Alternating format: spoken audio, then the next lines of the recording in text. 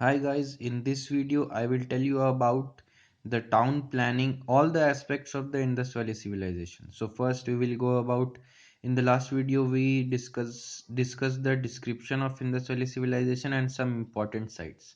This is the second part. Now in this video we will discuss about town planning. The first topic is town planning. So as we can see here, the first aspect of town planning is that the towns were developed in a grid system, that is streets and lanes cut each other at 90-degree. So the grid system was followed in town planning. Okay. The town planning was uniform. Second feature was that this is about the Indus Valley civilization or Harappa civilization, that it was a fortified citadel settlement, that is on western side, which housed public buildings and home and lower form, and on the eastern side there were house of common people. Houses generally had side entrance and there was no window even facing the main streets. So we can say here, see that there was a class system which had developed here. The upper class lived on the citadel and the public buildings were there, while the lower class lived on the lower part of the eastern part of the city. So the class system had developed, upper and lower class. Third feature is that use of standard burnt bricks. So the standard burnt bricks were used for construction of houses and other things like granaries and the great bath. The drainage system now. The drainage system was connecting all houses to the street drains, which were covered with bricks or stove slabs. That is, it was very high stone slabs. That is, it was very hygienic. So the drainage system connected all the houses to the street drains, which were covered with bricks or stone slabs. So it was a very hygienic system. Okay, guys. So this is all about town planning. Now we will go further. So now we will discuss about the economy of the Harappa civilization or Indus Valley civilization. So now let's start about the economy. The agriculture was well developed. These are all short note, guys, short notes. It will, guys, it will help you in UPSC preparation because there are not a lot of questions asked from ancient history. So if you study these notes, it is, I think, it is enough. And I have made these notes from the books only, from NCRTs and other important books which are being referred. So agriculture was well developed, that is wheat, barley, rice in Lothal and Rangpur is formed. Lothal is in Gujarat, Rangpur is somewhere in the Bangladesh, northern Bangladesh. Wheat, barley, rice was cultivated only. Rice was only, wheat and barley was cultivated everywhere. Rice was cultivated in Lothal and Rangpur only. Other crops were mustard and sesame. Cotton was the first in the world which was cultivated in the Harappa or Indus Valley civilization. So the Harappan people were the first to cultivate cotton. Now mixed cropping and mixed farming was followed. Mixed cropping was done, that is two crops were planted side by side. So it replenished the soil also, and uh, it protected from crop failure also. And mixed farming, that is animals and livestock were also uh, domesticated with farming. Indigo. Indigo was also found in Rojdi in Gujarat. So as we can see there, this is the peninsula of Gujarat. This is Gulf of Gulf of Khambat, and this is Gulf of Kutch. So Lothal is here and Rojdi is here. Now irrigation was known. Traces of dams and irrigation canals in Gujarat can be found. So irrigation was also well developed, as there were dams and irrigation canals in Gujarat found. Now animal rearing, buffalo, camel, oxes, sheep, goat, pig and dog were reared. Horses were not reared. As you have seen here, guys, you have to remember that there is no mentioning of horses. So buffalo, camel, oxes, sheep, goat, pig, dog, etc. were reared. Artisans, we are discussing about the economy. So now artisans, goldsmiths, silversmiths, brick makers, stone shapers, stone culture was also there. It was used in making ornaments and tools. So stone shapers, weavers, terracotta figure makers, makers, ivory workers, etc. Were also there as artisans in the economy, and Harappan people were the first to use silver. Now we will go on trade. So, as agriculture and industry flourished, agriculture was the primary sector. The secondary sector was for making tools of copper and other materials, other metals, and uh, and the tertiary sector was trade. So, agriculture and industry provided trade. So now, uh, forest produce also supplemented them. So as trade flourished, so internal trade was done with Rajasthan, South India, Bihar, and Maharashtra, and foreign trade with Mesopotamia, that is Euphrates Tigris civilization, Persia, Afghanistan, etc. So the exports were agricultural products like finished products such as cotton goods, pottery, ivory, teak, lead to Kashmir, and copper to Balochistan, etc. And imports were jada from Central Asia, turquoise, which is a blue green gemstone from Persia, gold and silver was imported from Afghanistan, and tin was also imported from Afghanistan. And by mixing copper and tin, bronze was made. So now the third thing is for transport, bullock carts, animals, boats, etc. were used. These were used for trade. Bullock carts, animals, and boats. Exchange of goods and foreign trade was based on barter system. As there was no currency, guys, so exchange of goods and foreign trade was based on barter system, and foreign trade was based on luxury items. That is, a lot of luxury items were sold in foreign trade. So this is all about the trade of Indus Valley civilization. Now we'll go to the topic of seals. Seals, that is, it is a very important topic. Many questions are asked in UPSC prelims based on seals. So seals are mainly made of steatite, which is a rock found on the banks of the rivers. So size varies from half to 2 inches. Shape is square. On square seals, animal and inscriptions both are found. Carved animal and inscription figures both are found, and on rectangular seals only inscription is found. So you have to remember this, that on square seals only both animal and inscription is found, and on rectangular only inscription is found. So most common animals were which were found on seals were bull, elephants. So purpose of the seal is to mark the ownership of property, that is, this property belongs to me, or the people which has, or the person who has bought it. And also it was used in trade.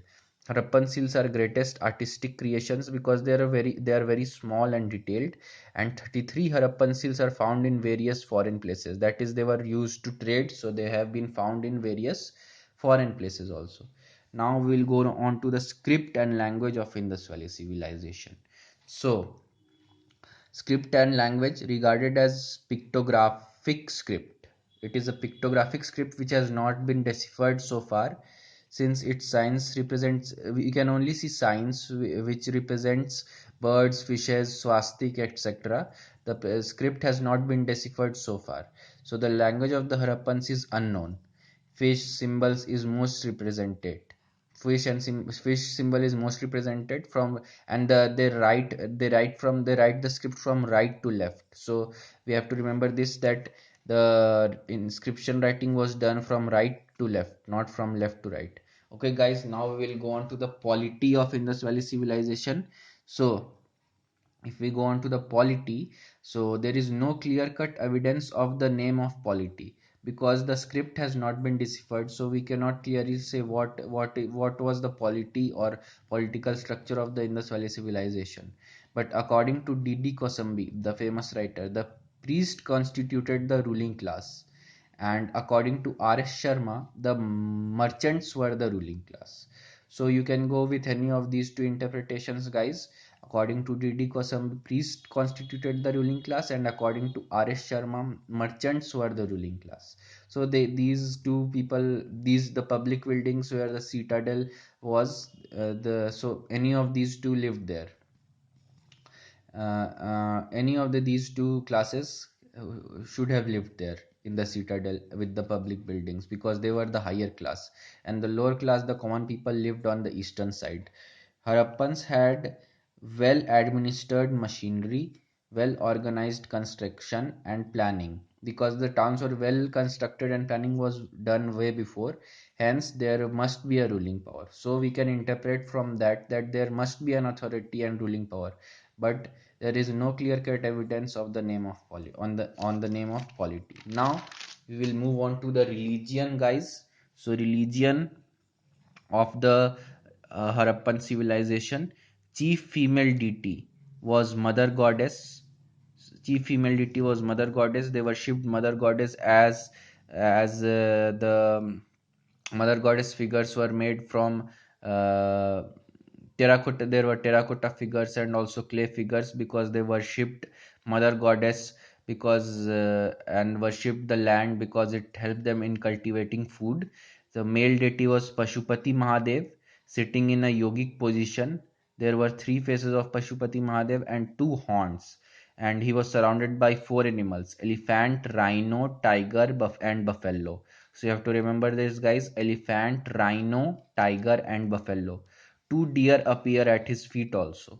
So now these two are the main figures, and they also worshipped trees like people and animals like pigeon.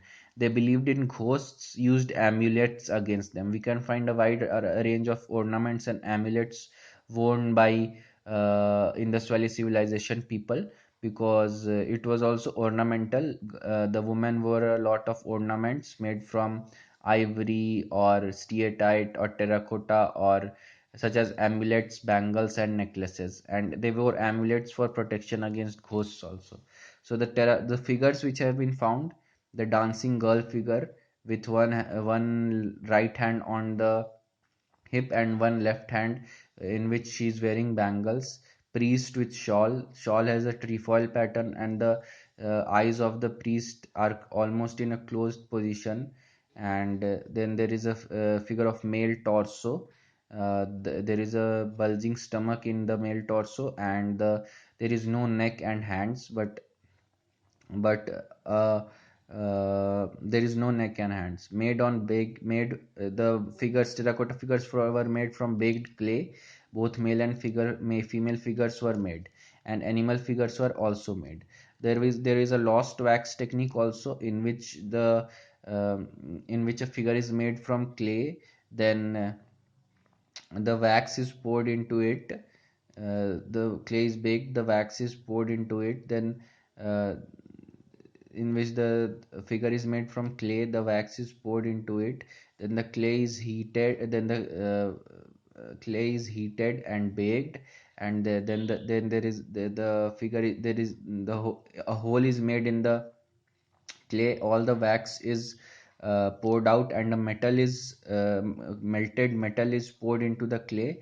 And after the melted metal has warmed up and dried and acquired a solid form, the clay on the outer side is broken, and then the lost wax this is how wax figures were made, or metal figures were made. So this is known as lost wax technique, as wax was evacuated from the clay figures. The toys are also formed. Toys like bullock carts were found, which the kids used for playing. Now burial practices of the Indus Valley civilization. Cemeteries of the Indus Valley civilization people. Cemeteries are located around the perimeter of settlement. That is, around the perimeter of the settlement, cemeteries are located. Three forms of, so this is a very hygienic practice because burial was not done inside the city. Three form of burials are there: complete, fractional, burial of bone, complete, fractional. In fractional burial, there is a burial of bones after exposure to wild beasts. So after exposure to wild beasts, there is a burial of bones only. And post cremation burial, that is burial after cremation. So now body is always lying on its back and head to the north position. So the head is always placed towards the north during the burial. And Harappa traces of wooden coffin have been also found, and double burial has also been found in which both the male and female, or the husband or wife, are buried side by side or together. Now, the theory of decline. You can see here the theory of decline, guys. Though, so there are many theories of decline. The first one is Aryan invasion. As in the Vedic period, we will see Aryan invasion. After this, I will make a video on the Vedic period. So there was an Aryan invasion, due to which there was a theory, there was a decline. It was a gradual decline. There, it was a very large civilization spread across 1.5 million square kilometers. So there cannot be a very fast decline in the civilization, or so it has to be a gradual decline. There cannot be an instant decline because there were a lot of people. So the first theories of Aryan invasion, there then there was an there can be an epidemic outbreak like cholera or malaria, and natural disasters and calamities like floods, droughts, earthquakes, etc., and maybe decline of trade. So now the most important question: what can we learn from the Indus Valley civilization? It was a very utilitarian society. They only produced that much which they needed. There was no show off in the society, and they traded also, which they if they um, produce more than that was sufficient for them, they traded and made money. But there were classes, and there was a community in the society which had developed, and there were classes, higher class and lower class, so social inequality was there. And we can also learn water drainage systems, which was very well developed. The houses were connected to the drains on the streets, and the drains were covered with bricks and stones. And better use of agriculture, that is mixed farming, was done. Irrigation was also well developed with dams and canals. Hygiene and burial practices were very good, as hygiene in granaries were found, great bath were found, which focused only on hygiene. Granaries had a window on a very top of on a top granaries had windows which were at a height at which the pests cannot reach, and only air can pass through it. And construction from east to west was done of in the houses to utilize sunlight at to the maximum. Okay guys, now I will see you in the next video. This is all about Indus Valley civilization. So all the aspects I have covered, these are short notes. It will be helpful to you in during UPSC preparation, and especially prelims preparation. So in the next video we'll go to the Vedic age.